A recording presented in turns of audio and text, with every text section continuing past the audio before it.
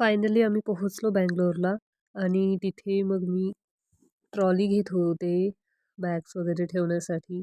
एक ट्रॉली घेतली, पण आमच्या बॅग्स 3-4 होत्या, त्याच्यामुळे मग मला परत येऊन दुसरी ट्रॉली घ्यावी लागली.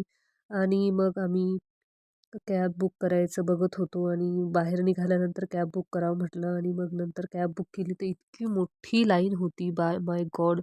एवढा मोठा क्यू होता. आम्हाला 2 तास थांबावं लागलं. म्हणजे इतक्या गावाकडून इतक्या लवकर बंगलोरला आलो आणि इथं 2-3 तास थांबावं लागलं. आणि मग आम्ही निघालो आणि माझं पिल्लू मस्त त्या ट्रॉलीच्या तिथे बसलं होतं कारण का त्याला मज्जा वाटत होती. आणि त्याच्यानंतर आम्ही वॉशरूमला जाऊन आलो. आधी हे दोघं गेले आणि नंतर ते तिथे थांबले आणि नंतर मी गेले आणि इथं तिथे असं मस्त हत्तीचं डेकोरेशन केलेलं होतं. आणि मला खूप आवडलं. मस्त ग्रीनरी आणि आम्ही खूप सुंदर फोटोज पण काढले तिथे. आणि नंतर आम्ही पुढे कॅब बुक केल्यानंतर तिथे क्यूच्या ठिकाणी गेलो आणि असं काहीसं इथलं होतं. खूप छान वाटत होतं. खरंच खूप मस्त आहे. मी खूप लकी फील करत होते, की मला हे पाहायला भेटलं. नाहीतर खरंच आयुष्यात असं कधी वाटलं नव्हतं, की आपणही असं काहीतरी करू, आपल्यालाही असं काहीतरी पाहायला भेटेल.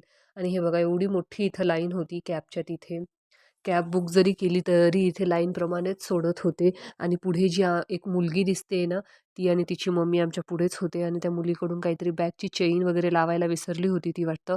तर तिची मम्मी इतकं तिला रागवत होती, माय गॉड! पूर्ण अर्धा ते पाऊण तास तिने रागवलं आणि मला खरंच वाईट वाटलं. कधी-कधी मुलांकडून चुका होतात आणि कधी-कधी त्यांचा स्वभावच तसा असतो. म्हणजे स्वभाव म्हणण्यापेक्षा ते तेवढंच म्हणजे चुका होतच राहतात. तर तसं नाही करायला पाहिजे. आपण त्यांना ओरडायला नाही पाहिजे. आणि हे बघा माझ्या मम्मीने मला कितीसं सामान दिलेलं होतं.